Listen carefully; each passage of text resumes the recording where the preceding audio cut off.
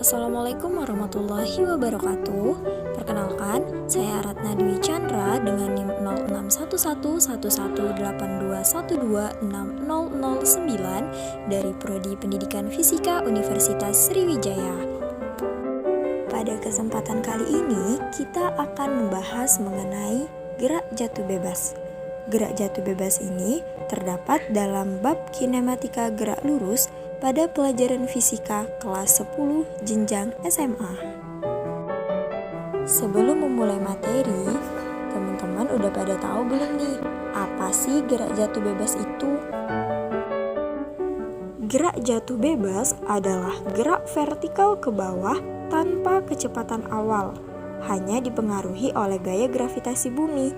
Semua benda yang melakukan gerak jatuh bebas mendapatkan percepatan yang sama besar, yaitu sebesar percepatan gravitasi bumi yang diberi simbol G. Adapun ciri-ciri dari gerak jatuh bebas ini yaitu lintasan gerak yang benda lalui akan berupa garis lurus vertikal. Tidak ada kecepatan awal, atau dengan kata lain kecepatan awal dari benda yang mengalami gerak jatuh ini adalah 0. Memiliki percepatan gravitasi yang positif, perpindahan benda akan terjadi pada sumbu Y atau arah vertikal bawah. Benda tidak memiliki daya luar yang bekerja terhadapnya, dan percepatan pada gravitasi bumi ini sama dengan percepatan benda A sama dengan G. Contoh dari penerapan gerak jatuh bebas ini adalah ketika buah apel jatuh ke tanah. Contoh lainnya adalah ketika terdapat pohon kelapa yang memiliki beberapa buah. Suatu saat, salah satu buah jatuh dan berada di tanah. Posisi buah kelapa saat masih berada di atas pohon kita anggap sebagai posisi awal atau titik acuan.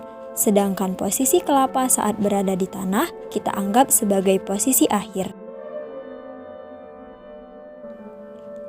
Jika diasumsikan gerakan ke kanan bernilai positif dan gerakan ke bawah juga bernilai positif, maka Y atau perpindahan dan gravitasi yang terjadi pada buah kelapa bernilai positif karena mengarah ke bawah.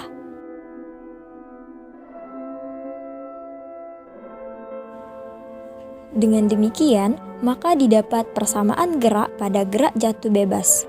Persamaan pertama yaitu YT sama dengan Y0 ditambah V0T ditambah setengah AT kuadrat.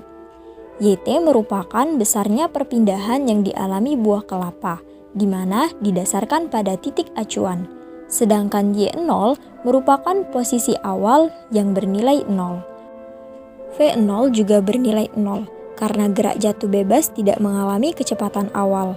Sedangkan A dapat diganti G atau percepatan gravitasi. Sehingga pada persamaan pertama didapat Y sama dengan setengah GT kuadrat. Pada persamaan kedua didapat VT kuadrat sama dengan V0 kuadrat ditambah 2A delta Y. Karena V0 bernilai 0, maka V0 kuadrat sama dengan 0. A dapat diganti dengan G dan delta Y dapat diganti dengan Y. Maka persamaan kedua didapat VT kuadrat sama dengan 2GY. Dan pada persamaan ketiga, VT sama dengan V0 ditambah AT.